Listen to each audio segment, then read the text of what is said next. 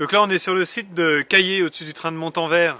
Ce train de Montanvert, c'est le train qui mène de la ville de Chamonix à la mer de Glace. C'est un gros train touristique avec plusieurs dizaines de milliers de touristes chaque année. Et au-dessus de ce train de Montanvert qui passe juste en dessous de nous, on a une forêt de protection au-dessus de laquelle on a un dérochoir qui dégueule des blocs.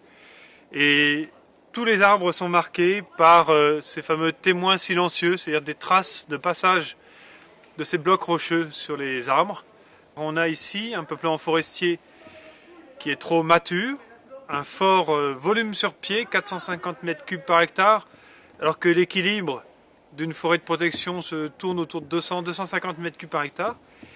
Il est donc nécessaire, si on veut continuer à jouer ce rôle de protection vis-à-vis de la voie ferrée et des trains qui circulent tous les quarts d'heure en dessous de nous au cours de l'été, il est nécessaire d'intervenir dans cette forêt de façon à enlever les gros arbres et laisser de la place pour la régénération.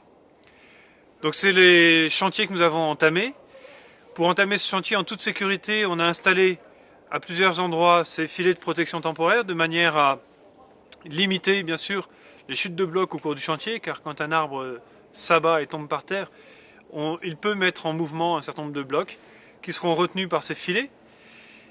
Et dans la deuxième phase, on a donc entamé depuis le début de la semaine les phases d'abattage des arbres en créant sur 4 sites différents des trouées de l'ordre de 1000 mètres carrés orientés vers le sud-ouest, vers le soleil d'été. Ces trouées sont composées d'un certain nombre d'arbres qui sont tous abattus, sans exception, petits, moyens ou gros, il y en a souvent beaucoup de gros, de façon à permettre un éclairage permanent du sol au cours du mois de mai et du mois de juin pour permettre la régénération de la forêt. Donc le premier effet, c'est de créer ces trouées et d'obtenir la régénération.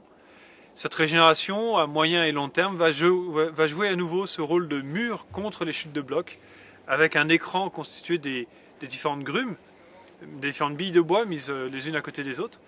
Et le deuxième effet, c'est que les arbres abattus nous servent temporairement et à court terme d'ouvrages de protection, de pièges à blocs ou de freins à blocs disposés de façon organisée dans le versant, de manière à essayer de couvrir au maximum en longueur la protection de la voie ferrée qui est en dessous de nous. Donc le filet de protection temporaire qu'on a installé ici est un filet qui est construit ad hoc, in situ, c'est-à-dire qu'il est strictement lié aux arbres et à la situation en place. C'est un modèle qui a été testé par le centre de recherche Sémagreffe de Grenoble, qui l'a testé sur des sites en envoyant dans ces filets des blocs pour voir jusqu'à quelle énergie ils peuvent jouer leur rôle.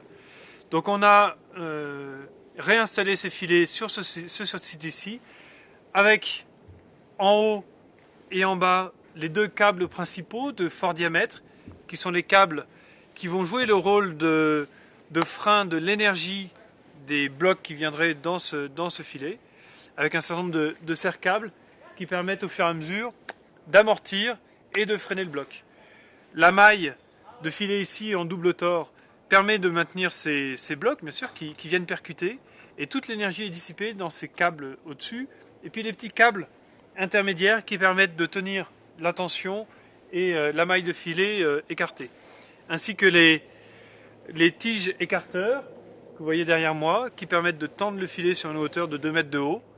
2 mètres de haut, c'est la hauteur maximale présumée des blocs qui seraient mis en mouvement sur le chantier à l'occasion de l'abattage des arbres.